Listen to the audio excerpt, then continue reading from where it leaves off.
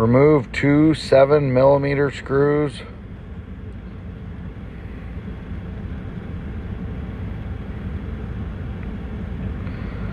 Lift up on the left side of that switch, pops out. A couple electrical connectors, get a pick, pop those guys out of there.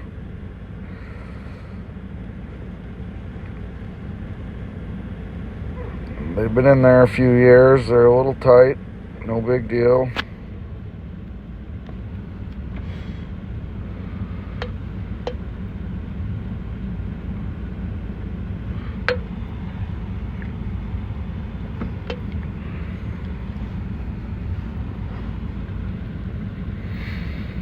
Get that switch out of the way. That little pin does not need to come out. That top corner piece you pull out at the top.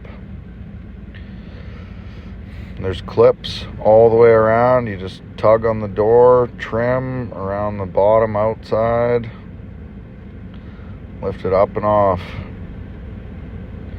To get the handle off, you just push the unit to the right. There are no screws holding it in. And then there's two push rods, one for the lock, one for the door handle, and plastic grommets. And pop those guys out. Use a pair of pliers or something to get a hold of them.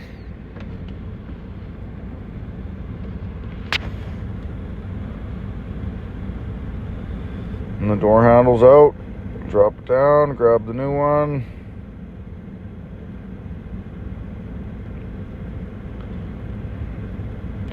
Different color, it's the only one that was available. The customer's okay with it.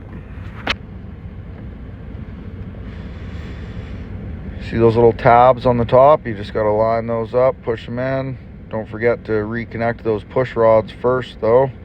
The video's fast forwarding, so you didn't really get to see that, but it's not hard to do.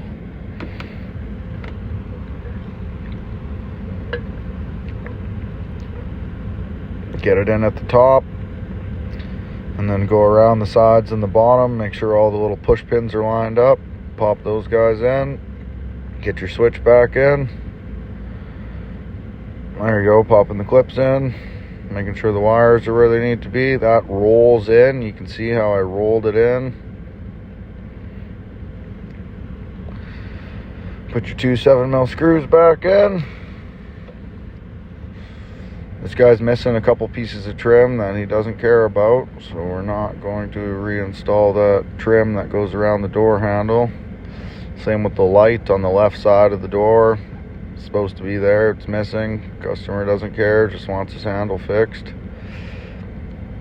This hooks in on the right side, and then you pop it in on the left side.